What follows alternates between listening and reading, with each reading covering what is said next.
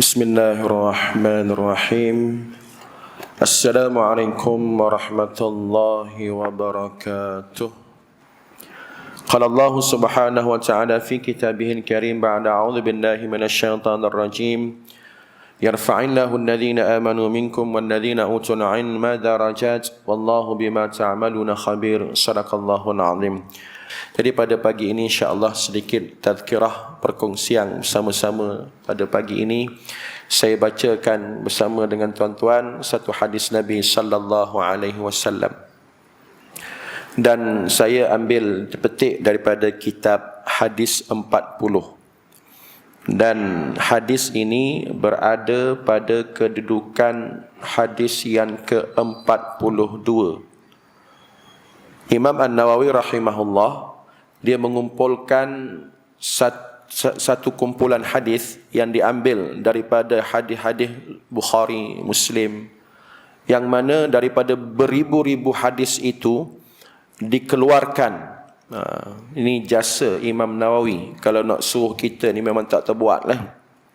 Al-Imam Nawawi, ulama besar dalam mazhab kita, mazhab Syafi'i, dia mengeluarkan ringkasan intipati agama daripada beribu-ribu hadis Sahih Bukhari, Sahih Muslim dan sebagainya itu, maka dikeluarkan 42 hadis lalu dikumpulkan menjadi kitab hadis 40. Namanya hadis 40, tapi hadis dalam tu ada 42. Yang mana sepatutnya hadis ini kita, ialah nak kata wajib tu tidaklah, tapi kita wajibkan diri kita. Cuba faham, cuba mengerti, cuba hadam. Kerana kita nak memantapkan, mengukuhkan agama kita sebelum kita balik menghadap Allah Subhanahu wa ta'ala.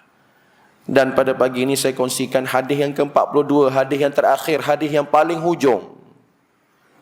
Kenapa diletakkan paling hujung? Ini pun satu, bukan saja-saja letak nombor satu. Kenapa hadis pertama berkaitan dengan niat? Tak, hadis pertama, innamal a'malu binniyat. Sesungguhnya amalan itu diukur berdasarkan niat. Kenapa? Kerana itulah asas dia. Amalan kita, akidahnya macam mana? Niat tu tempatnya mahallun niyah fil qalbi. Tempat niat tu ialah di hati. Iman pun di hati. Hak tu hak nombor satu dulunya. Sebelum nak cerita bab-bab lain, bab tu hak nombor satu sekali. Nombor hadis pertama Imam Nawawi letakkan yang pertamanya persoalan tentang niat, tentang hati, tentang akidah, tentang bagaimana kepercayaan kita kepada Allah dan segala amalan itu lillahi ta'ala, keikhlasan. Maka hadis yang ujung sekali yang ke-42 ialah berkaitan dengan kesudahan kita. Nak balik pada Allah Ta'ala dalam keadaan yang bagaimana? Adakah nak balik dalam keadaan penuh dosa, tak bertaubat, dengan maksiatnya sebagai waliyadzubillah. Jadi hadis yang ke-42 ialah berkaitan dengan keampunan Allah Subhanahu wa Ta'ala. Semoga penghujung kita ditutup dengan taubat, beramal, amalan soleh, Allah terima, Allah redha, selamat kita di dunia dan di akhirat. Baik, kita baca sama-sama hadis yang ke-42 sebagai santapan rohani kita pada pagi ini. An Anas ibni Malik radhiyallahu anhu qala sami'tu Rasulullah sallallahu alaihi wasallam yaqul qala Allah ta'ala ya ibna Adam innaka ma da'awtani wa rajautani ghafartu laka ala ma kana minka wala ubali ya ibna Adam law balagat dhunubuka anana as-sama' ثم استغفرتني غفرت لك يا ابن آدم إنك لو أتيتني بقراب الأرض خطايا ثم لقيتني لا تشرك بي شيئا لأتيتك بقرابها مغفرة صدق رسول الله صلى الله عليه وسلم. Riwayat Imam At-Tirmidzi rahimahullah, dan hadis ini hadis hasan sahih. Hadis hasan sahih. Baik, kita tengok apakah maknanya, terjemahannya dan huraiannya. Daripada Anas bin Malik. Anas bin Malik ialah sahabat Nabi sallallahu alaihi wasallam yang paling, kita kata apa, paling lewat meninggal. Tak? Sahabat Nabi ni ramai. Tak? Sahabat Nabi ni ramai, ribuan, berpuluh-puluh ribu. Dan yang paling akhir sekali, orang lain dah meninggal semua. Sahabat Nabi meninggal, tinggal seorang je, iaitu Anas bin Malik. Bila dia wafat, maka habislah. Mana? Kalau orang tanya siapa sahabat yang paling panjang umur, ialah Anas bin Malik radhiyallahu anhu, khadam Nabi sallallahu alaihi wasallam. Dia, kalau kita baca hadis ni, dalam ilmu hadis, dalam kitab-kitab hadis, kita akan bertemu dengan nama seperti Anas bin Malik dan Malik bin Anas. Kau mau jangan bertukar lah. Anas bin Malik sahabat Nabi. Malik bin Anas ialah Imam Malik, guru kepada Imam Asy-Syafi'i dan merupakan pengasas kepada mazhab Maliki. Boleh beza? Malik bin Anas bukan sahabat. Malik bin Anas rahimahullah bukan sahabat, tak sempat dengan Nabi. Nabi wafat, dia belum lahir. Iaitu Imam Malik, mazhab Maliki. Yang ni Anas bin Malik radhiyallahu, gelaran kat ujung tu pun beza dah. Kalau ulama rahimahullah yang dah meninggal, kalau sahabat radhiyallahu anhu, kalau ulama masih hidup hafizahullah. Tak. Kalau kafir harbi laknatullah. Macam-macam ada gelaran dia. Ada. Yang ni Anas bin Malik radhiyallahu anhu. Beliau berkata, ni hadis sahabat Nabi sallallahu alaihi wasallam. Aku mendengar Rasulullah sallallahu alaihi wasallam bersabda. Maknanya dia ambil terus daripada Nabi.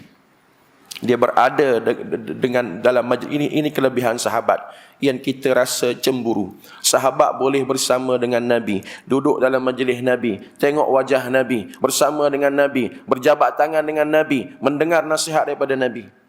Tak, ini kelebihan sahabat. Dia berkata, sami'tu Rasulullah, aku mendengar sendiri, aku sendiri mendengar. Rasulullah sallallahu alaihi wasallam pernah bersabda. Apa kata Nabi? Qala Allah Ta'ala, Allah berfirman. Kalau hadis macam ni, maka kita tahulah ini merupakan hadis apa? Hadis Qudsi. Hadis Qudsi yang merupakan firman Allah yang diwahyukan kepada Rasulullah sallallahu alaihi wasallam, yang bukan Al-Quran. Ya, firman Allah juga. Quran pun firman Allah. Wahyu juga, Quran pun wahyu. Cuma bezanya ialah hadis Qudsi ini, kata ulama, kalau kita membacanya tidak dikira sebagai ibadah. Tak sama dengan Al-Quran. Al-Quran baca je jadi ibadah. Tak. Baca je. Walaupun tak ada niat apa pun, saja-saja baca. Tak. Qul huwallahu ahad, ya ayyuhallazina amanu, macam-macam baca ayat Quran. Dia akan jadi ibadah. Tetapi hadis Qudsi baca ni tak jadi ibadah, melainkan kena niat dulu. Niat belajar macam pagi ni kita baca ni. Insya-Allah dapat pahala sebab apa? Mengaji, belajar, nak dapat ilmu. Apakah isi-isi pengajaran daripada hadis Qudsi ini? Dan hadis Qudsi ini walaupun firman Allah, walaupun wahyu, tak boleh baca dalam solat. Jangan duk baca dalam solat lah. Dia tak boleh baca dalam solat. Quran je yang boleh baca dalam solat, ya. Dilepas pada Al-Fatihah tu, mana-mana ayat sekalipun. Baik, kata Allah Ta'ala, Allah berfirman, ya bani Adam. Hadis Qudsi, Allah berfirman dalam bentuk seruan, dalam bentuk panggilan, dalam bentuk ajakan. 3 kali Allah ulang. Allahu Akbar. Dia tuju pada siapa? Pada kita. Ya bani Adam, wahai anak Adam.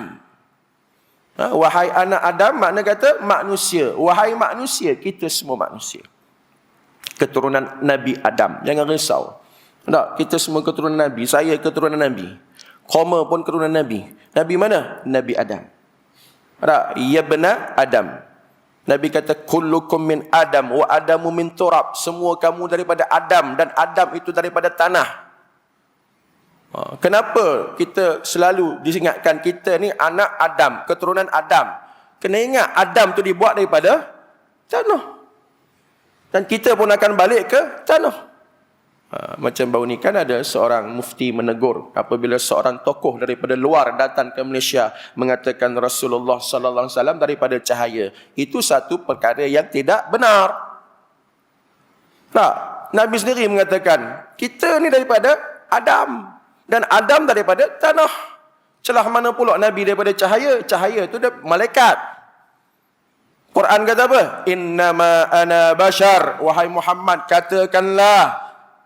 Ayat surah Al-Kahfi yang kita baca semalam hari Jumaat. InsyaAllah kita semua baca. Jangan tinggal setiap hari Jumaat kita baca surah Al-Kahfi. Lebih-lebih lagi dunia ujung zaman, zaman fitnah ni, fitnah Dajjal dan sebagainya. Rapatkan diri, mesrakan diri kita dengan surah Al-Kahfi. Setiap Jumaat bacalah. Ayat terakhir, Qul innama ana basyarum mislukum yuha ilai. Katakanlah wahai Muhammad, sesungguhnya aku ni manusia.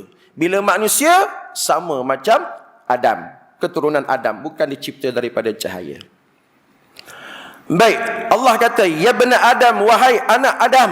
Seruan yang amat-amat manja, kalau saya boleh guna perkataan manja. Allah tak kata, ya ayyuhan nas, ya ayyuhal insan. Kan ada dalam Quran. Biasa kita jumpa ayat, ya ayyuhan nas, ya ayyuhal insan, ma gharraka bi rabbikal karim, ya ayyuhan nasu taqu rabbakum, ya ayyuhan nasu ubudu rabbakum. Macam-macam seruan.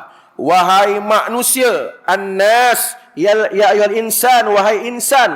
Itu seruan yang amat-amat memberikan makna penegasan, tegas. Ya ayyuhan nas, ittaqu rabbakum, wahai manusia, takutlah pada Tuhanmu. Tegas. Ya ayuhan nas, u'budu rabbakum, wahai manusia, sembahlah Tuhanmu. Tegas. Hukum hakam, melibatkan hukum hakam. Tapi yang ni Allah tak kata wahai manusia.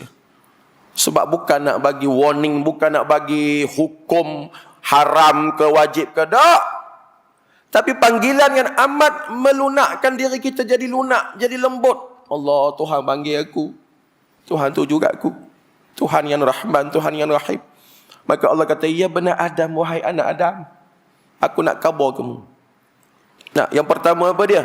Innaka ma da'autani wa rajautani ghafartu laka ala ma kana minka wala ubali.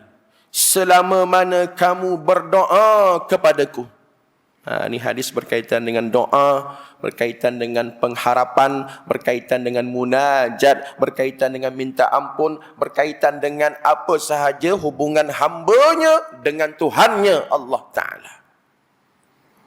Maka Allah kata, Allah memberi harapan kepada orang-orang yang bergantung harap kepada Allah Ta'ala. Innaka ma da'autani. Da'auta daripada perkataan doa lah. Menyeru. Selama mana kamu menyeru aku, memanggil aku, berdoa kepada aku. Ingat, yang di sini ada makna akidah.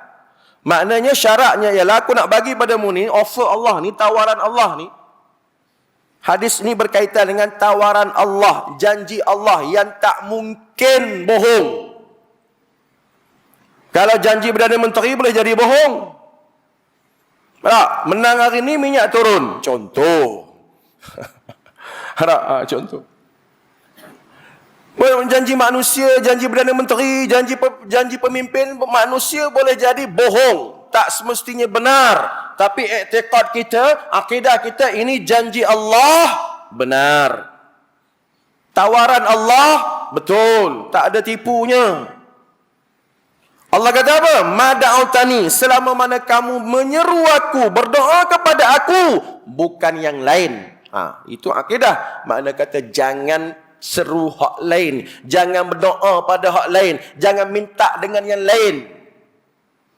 Yang lain tu banyak lah. Ada orang minta dengan berhala, ada orang minta dengan matahari, ada orang minta dengan bomoh, ada orang minta dengan kubur, pergi sembah kubur macam-macam, perkara-perkara khurafat syirik yang tak melayakkan dia untuk mendapat tawaran Allah yang sehebat ini. Allah kata selama mana meminta dengan aku je, sebagaimana kita ikrar dalam iyyaka na'budu wa iyyaka nasta'in.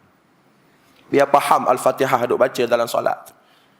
Hanya padamu ya Allah aku menyeru, memohon, menyembah, minta pertolongan.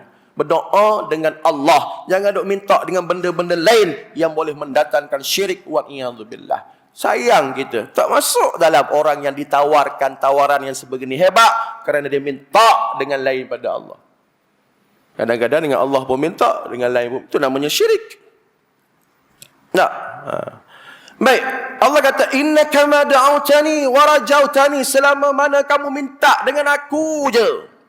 Wa rajautani, dan kamu berharap dengan aku aja. Raja, rajauta. Rajauta daripada perkataan raja, yarji. Raja, kan ada Al-Imam Al-Ghazali dalam kitab Ihya. Beliau menyenaraikan beberapa sifat mahmudah.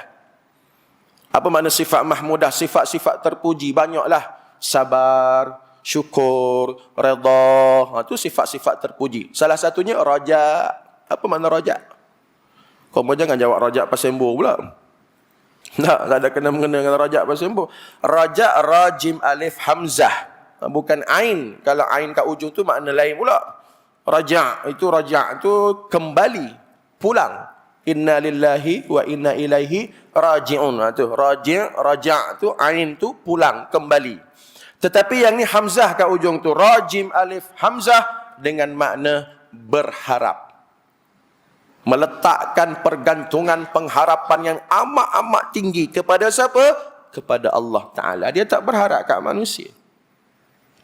Maka Allah janji selama mana kamu ni berdoa katku dengan penuh pengharapan, rajautani, berdoa dengan penuh pengharapan, berdoa dalam keadaan yakin Allah makbul. Ada orang berdoa tapi tak berharap pun. Ya Allah, Tuhanku, sembuhlah aku ya Allah. Kalau nak sembuh, sembuhlah. Tak nak sembuh, sudah. Ada berdoa macam tu. Ada. Macam-macam doa. Ya Allah, Tuhanku, aku nak sekian, kau tahu tak berharap pun. Kan ada hadis Nabi sallallahu alaihi wasallam, Nabi mengatakan Allah Taala tidak menerima doa daripada hati yang lalai. Innallaha la yaqbilu du'a min qalbin lahin ghafil. Allah Taala tak terima doa daripada hati-hati yang lalai, leka, yang buat main-main. Setakat tak ada tangan je, sembang. Imam duk doa. Amin juga. Amin. Tak, sembang sebelah. Malam tadi Brazil lawan Serbia, siapa menang? Contoh. Sepak lagi tanya bak bola. Tangan duk angkat. Tak, malam tadi England dah main ke belum? Tak, petang karang, tengah hari karang, kenduri kat mana? Angkat tangan, baik tak payah angkat tangan lah. Itu satu penghinaan kepada Allah Subhanahu Wa Taala. Jadi nak berdoa betul-betul. Sebab tu Allah gandingkan da'autani wa rajautani. Kamu berdoa pada aku dan berharap kepada aku. Adab doa. Berdoa dengan penuh yakin Allah makbul, dan doa Allah memberi pengharapan. Pengharapan kita berharap Allah memakbulkan. Maka Allah menjanjikan ghafartu laka ala ma kana minka. Aku ampunkan kamu. Aku ampunkan kamu apa yang telah kamu lakukan. Walau sebesar mana pun dosa kamu, dan aku tidak peduli. Tak peduli besar mana dosa kamu, tak peduli banyak mana dosa kamu, selama mana kamu berdoa kepada aku, dan selama mana kamu berharap kepada aku. Tuan-tuan, yang pertama ini dia tak berkait dengan dosa lagi. Tak? Allah kata mu doa kat aku dan berharap kat aku, walaupun doa tu tak minta ampun pun. Nampak tak? Allah nak bagi offer tawaran ni. Boleh jadi dia berdoa minta sihat, tapi bunyilah berdoa nak sihat, nak sembuh. Boleh jadi dia minta apa lagi selain daripada kesihatan? Kekayaan. Boleh jadi dia minta negara ini selamat. Boleh jadi dia minta keluarga dia bahagia. Boleh jadi dia minta anak-anak, nak zuriat, macam-macam lah. Ada orang ni tak sama permintaan dia, kehendak dia tak sama. Ada hak nak sihat, hak tak ada anak, nak anak, hak tak ada isteri, nak isteri. Orang politik nak menang contoh. Doalah apa pun. Tapi selama mana kamu berdoa betul-betul kepada aku, berharap betul-betul kepada aku, maka Allah ampun walaupun mu tak minta ampun. Sebab bab minta ampun kemudian, lepas ni ada. Nampak tak? Doa makan, contoh doa makan, tuan-tuan nak makan. Doa, Allahumma barik lana fi ma razaqtana wa qina adzabannar. Ada minta ampun tak? Celah mana minta ampun? Tapi Allah kata dah setiap kali nak makan betul-betul berharap, barik lana, berkatlah rezeki ni ya Allah. Ya Allah, berilah rezeki aku ni berkat. Nak makan tu tak? Wa qina adzabannar, nak makan pun teringat ke neraka, takut neraka, jauhilah aku daripada neraka. Oi, tapi dia minta betul-betul Allah ampun. Walaupun doa makan tak ada minta ampun pun. Doa keluar masjid. Tak, lepas ni kita akan keluar masjid. Allahumma inni as'aluka min fadlik. Ya Allah, aku mohon kepadamu, ya Allah, kurniaanmu, rezeki melimpah. Tak, Allah ampunkan. Kerana apa? Keampunan Allah itu amat-amat luas. Walaupun dia tak minta ampun, berdoalah apa saja pun, selama mana doa hanya pada Allah, tidak syirik dan penuh pengharapan, maka Allah bayar bonus. Aku ampun dosamu. Itu yang pertama, ya Allah. Wala ubali, dan aku tak peduli banyak mana dosa. Walaupun dosa sebesar, kan ada zaman Nabi Musa AS, hadis Nabi kata, ketika zaman Nabi Musa ada seorang lelaki yang membunuh 100 orang. Bunuh 100 orang. Dan dosa membunuh ni dosa kedua, paling besar. Hak pertama syirik. Yang pertama dosa syirik paling besar. Yang kedua dosa membunuh. Bayangkan dosa membunuh punyalah besar. Berapa orang dibunuhnya? 100. Tetapi Nabi kata apabila seorang lelaki tadi mendapat nasihat ulama untuk berhijrah, dan ketika berhijrah mati dalam perjalanan, Allah ampunkan dia dan dia ahli syurga. Sebab apa? Ni Allah kata wala ubali, aku tak peduli banyak mana pun dosa. Dan kita dah baca sebelum ni kan dalam kuliah akidah Asmaul Husna tu yang saya baca dengan tuan-tuan, kitab hijau tu, kitab akidah tu kan, nama Allah Al-Ghafur, Al-Ghaffar. Ingat lagi? Apa beza Al-Ghaffar dengan Al-Ghafur? Ni nak buat macam sekolah rendah ni. Lupa dah. Kalau anak murid aku dah 5 darjah 6, bolehlah jentik telinga dah. Tapi kau mau tak apalah. Bukan lupa, malu nak khabar je dah. Apa beza Al-Ghaffar dengan Al-Ghafur? Al-Ghaffar maknanya Allah ampunkan sebesar mana pun dosa. Manakala Al-Ghafur, Allah ampunkan sebanyak mana pun dosa. Mana kata la ubali, banyak mana, besar mana, aku tak peduli, aku nak ampun. Janjimu minta je dengan aku, jangan minta dengan orang lain, jangan minta dengan Tuhan lain. Tak ada Tuhan lain pun, jangan minta dengan benda-benda lain, makhluk. Mintalah dengan Allah Ta'ala dan penuh pengharapan. Itu yang pertama, keampunan. Yang kedua, Allah pergi lebih khusus lagi. Ya bena Adam, seruan yang kedua. Wahai anak Adam, lau balagat dhunubuka ananas sama', sekiranya dosa kamu balagat daripada perkataan baligh, sebagaimana kita lah sudah baligh, anak-anak kita sudah remaja, meningkat dewasa, sudah baligh. Baligh makna sampai umur. Baligh makna sampai. Tabligh, sahabat kita yang masuk jemaah tabligh, apa khojanya? Khojanya tabligh lah, menyampaikan. Biar agama tu sampai kepada orang di kampung tu. Biar agama tu sampai kepada sahabat kita di kawasan-kawasan taman perumahan. Itu kerja pokok tabligh. Tabligh makna menyampaikan. Jadi Nabi kata dalam hadis ini, Allah kata lau balagat, sekiranya telah sampai dosa kamu. Ni bab dosa. Tak. Sekiranya telah sampai dosa kamu ananas sama', di kemuncak awan-awan setinggi kemuncak langit. Banyak dosa. Dosa siapa tu? Dosa siapa tu? Dosa kita. Jangan duk tengok orang lain.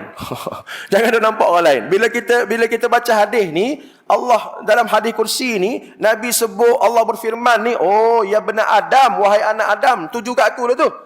Allah kata lau balagat dhunubuka ananas sama', kalau dosamu setinggi langit, jangan nak nampak orang lain. Oh ni orang kafir ni. Ni dosa orang kafir ni dak. Ni dosa ahli maksiat ni dak. Dosa kita. Dosa saya yang banyak. Dosa tuan-tuan lebih kurang banyak tu jugalah kot. Tak, letak macam tu. Jangan duk perasan tak ada dosa, jangan duk perasan hebat sangat kita ni, aku tak ada dosa, aku orang baik, tak pernah buat dosa. Jangan. Maka hadis ini, apabila Allah memberi peringatan lau balagat dhunubuka ananas sama', kalaulah dosamu setinggi langit, kita pun teringat Allah, dosa aku setinggi langit. Pagi, petang, siang, malam dosa banyak. Keluar rumah dosa, buka telefon pun boleh jadi dosa. Macam-macam hal. Baru ni saya dosa selama 2 minggu tu macam-macam lah. Nak 2 minggu kempen macam-macam lah. Ada dosa ngata orang tu, ngata orang ni. Dosa musim pilihan raya. Saya baik semalam khutbah, dia kata udah-udahlah tu. Kalau kamu dengar khutbah semalam, udah-udahlah tu. Dah selesai dah pilihan raya ni, kembalilah kepada berpijak di bumi yang nyata, biduk lalu kiambang bertaut, maka bermaaf-maafanlah. Udahlah tu. Yang menang bukan menang semua, yang kalah bukan kalah semua. Jadi dosa-dosa banyak ni tuan-tuan, kata Allah Ta'ala, summastaghfartani. Yang ni barulah khusus. Yang ni dia lebih khusus pula. Kemudian kamu minta ampun kepadaku. Kemudian kamu minta istighfar padaku. Di atas dosa-dosa kamu yang banyak tadi, ghafartu lak, aku ampunkan. Janji keampunan daripada Allah. Sebab tu Imam Nawawi letakkan hadis ni kat ujung sebagai simbolik kita ni, hujung-hujung hidup kita, wallahu alam tak tahulah bila, cuma kita kena rasa hidup ni dah kat ujung dah. Sentiasa rasa mati tu dekat, sentiasa rasa kubur tu dekat, sentiasa rasa Israel tu nak datang dah. Nak tak kira lah umur berapa, 40, 50, 60 pun, 70, 80 lagi lah. Sentiasa rasa dekat kat ujung-ujung ni. Maka penghujung kita bagaimana? Semoga Allah ampun. Istaghfartani, kamu minta ampun dengan aku, ghafartu laka. Dalam kitab hadis 40 tu, maka dilampirkan, dipetik cara minta ampun. Cara minta ampun ialah bertaubat. Kemudian kalau boleh solat taubat. Sebenarnya solat taubat tu tak wajib pun, tapi sunat. Kalau boleh masukkan dalam pakej qiyamul lail kita. Tuan-tuan bangkit malam pukul 3, pukul 4, pukul 5 tu, mungkin ada solat hajat, mungkin ada solat tahajud, mungkin ada solat wuduk, mungkin ada solat macam-macam, witir dan sebagainya. Jangan lupa masukkan sekali 2 rakaat. Solat apa? Solat taubat. Sebab apa? Sebab hari-hari kita berdosa. Walaupun tak wajib. Yang wajibnya bertaubat tu. Salat taubat sunat. Yang wajibnya bertaubat. Tak? Istighfar. Bertaubat mana meninggalkan, tinggal. Dan azam tak mau dah nak mengulang kembali dosa-dosa yang telah kita lakukan. Dan dipetik 2 istighfar.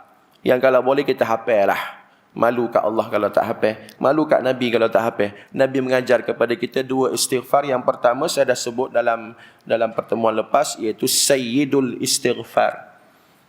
Penghulu istighfar. Istighfar yang paling power. Istighfar yang paling afdal. Allahumma anta rabbi la ilaha illa anta, sampailah ujung tu. Tuan-tuan boleh rujuk baliklah video-video saya sebelum ni, ataupun ada dalam buku The Power of Istighfar yang saya tak baca pada pagi ni, kita tangguhkan dulu. Ada disebut dan hadis sahih riwayat Imam Bukhari, istighfar yang paling afdal ialah Sayyidul Istighfar. Kalau boleh semua orang hafal, Allahumma anta rabbi la ilaha illa anta khalaqtani wa ana abduka, sampai hujung tu. Dan yang kedua, istighfar sebelum salam. Kalau boleh janganlah malas sangat baca tahiyat akhir tu dah. Innaka hamidun majid, Assalamualaikum warahmatullahi, laju berbenuh.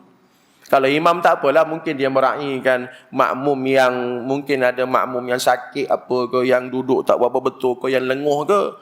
Tak, kalau kita makmum ni, ataupun sembahyang sendiri, sembahyang seorang-seorang, jangan berhenti setakat innaka hamidun majid, terus bagi salam, rugi.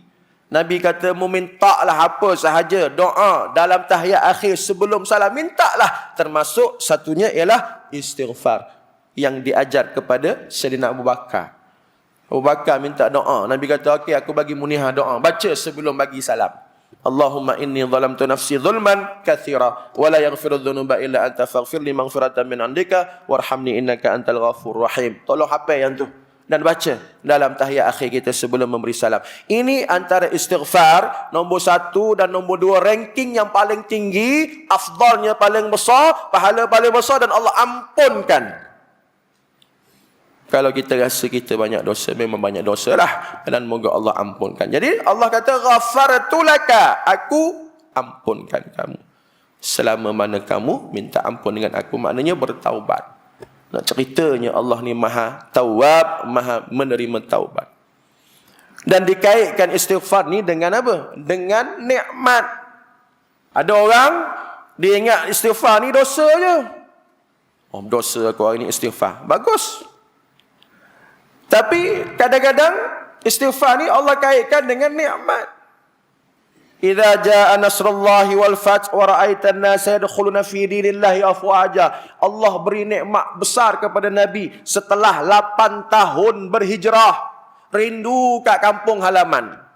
Duduk di Madinah 8 tahun lepas pada hijrah. Maka patah balik ke kampung halaman di Mekah. Nabi nampak apa? Wa ra'aitan nas yadkhuluna fi dinillah. Ramai masuk Islam, ramai terima Islam, menerima dakwah Nabi. Bukankah itu nikmat yang besar pada Rasulullah sallallahu alaihi wasallam? Bukan setakat boleh balik ke kampung halaman di Mekah, tengok pula Allah peristiwa Fathu Mekah ke pembukaan kota Mekah. Turunnya ayat idza jaa nasrullah. Maka bila orang menerima Islam, orang masuk Islam, orang menyokong Islam, Allah kata apa? Fasabbih bihamdi rabbika wastaghfir. Maka bertasbih, puji Allah dan minta ampun. Itu nikmat besar. Tak? Fasabbih bihamdi rabbika wastaghfir. Maka bertasbihlah subhanallah. Bihamdi rabbik, berpujilah Allah. Alhamdulillah. Wastaghfir dan minta ampun. Maka kita boleh ambil daripada ayat ini. Nikmat-nikmat yang besar kita dapat. Mungkin sembuh daripada penyakit. Mungkin selamat daripada musibah.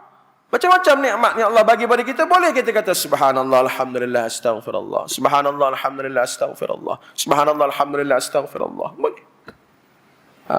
Minta ampun apabila mendapat nikmat. Lepas pada bertahmid dan bertasbih puji Allah. Puji Allah, terima kasih ya Allah. Aku dapat nikmat ni. Tapi jangan lupa istighfar. Takut-takut kurangnya syukur kita. Syukur terlalu sedikit dan nikmat terlalu banyak. Maka kita minta ampun dengan Allah Subhanahu Wa Taala. Baik, yang terakhir, yang ketiga, seruan yang ketiga yang terakhir yang menjadi tawaran Allah Taala, ya bena Adam, wahai anak Adam, innaka law ataitani biqarabil ardi khataya. Wahai anak Adam, sekiranya kamu datang kepadaku, ataitani. Datang kepada Allah makna apa? Makna bermunajat kepada Allah dalam keadaan biqurabil ardi khataya, sebesar planet bumi dosamu. Biqurabil ardi, sebanyak mana dosamu, seberat mana dosamu. Kalau timbang kilo lah. Kalau ibarat timbang kilo. Tak? Kalau ibarat timbang kilo tu biqurabil ardi, seberat planet bumi. Wallahu alam, saya tak pastilah berapa berat planet bumi ni. Itu kena tanya cikgu sains lah. Nak cikgu geografi. Seberat planet bumi ni, banyaknya dosamu, bertimbun, berlambak dosamu. Kamu datang kepada aku. Khataya, bawa apa? Khataya, salah kamu, silap kamu, dosa kamu, maksiat kamu, benda-benda haram yang kamu buat, benda mungkar yang kamu buat. Seberat planet bumi ini, thumma laqitani. Tapi kamu balik padaku. Balik kepada aku dalam keadaan la tusyriku bi syai'a, dalam keadaan kamu tidak syirik kepada aku. Tengok, Allah ikat dengan satu syarat, iaitu bukan dosa syirik. Kalau dosa syirik cerita lain. Yang kata seberat planet bumi itu dosa apa? Macam-macam dosa lah selain syirik. Bahkan dosa membunuh, macam cerita tadi, cerita lelaki zaman Nabi Musa tadi. Walaupun dosa besar tu nombor 2. Nombor 1 syirik, tak. Itu lain. Perbincangan lain. Dalam Quran surah An-Nisa, Allah kata aku tak ampun dosa syirik. Waliyadzubillah. Jangan main-main dengan syirik. Ada orang baru ni, musim pilihan raya nak menang jumpa bomoh. Contoh. Nasib baik Mona Pendi dah mati. Kalau Mona Pendi hidup lagi tak tahulah. Tak tahu berapa ramai. Allahu Akbar. Jumpa bomoh, benda khurafat. Dan sebab dosa syirik cerita lain. Allah kata aku tak ampun dalam surah An-Nisa, innallaha yang sesungguhnya Allah tidak mengampunkan dosa syirik. Yang dikatakan kekal dalam syirik, mati dalam keadaan tak bertaubat. Dosa syirik itu dah bawa lagi perangai syirik sampai ke mati, naudzubillah. Dok main santau sihir ilmu hitam ni sampai ke mati, naudzubillah. Yang ni mengikut ayat Quran tadi surah An-Nisa, Allah tak ampun. Sebab tu hadis ni pun kata macam tu. Selama mana kamu tak syirik pada aku dan kamu datang pada aku bawa dosa sebesar planet bumi pun, la ataituka, maka aku akan sambutmu biqurabiha maghfiratan, sebesar itu jugalah pengampunannya. Allahu akbar. Dosamu besar mana? Sebesar planet bumi. Maka maghfirah, Allah kata maghfiratan. Maghfirah makna keampunan. Keampunan pun sebesar tu juga. Mana nak cari Tuhan ni? Hak tara ni Rahman Rahimnya, hak pemurah, pengampun, maha menerima taubat. Tak ada Tuhan lain dah yang mengampunkan dosa-dosa hambanya. Kan saya teringat zikir munajat. Ada orang kata daripada Imam Syafi'i. Bila kita kaji tak bukan Imam Syafi'i pun. Orang kata zikir Imam Asy-Syafi'i sebenarnya tidak ada nas ataupun hujah bukti datang daripada Imam Syafi'i.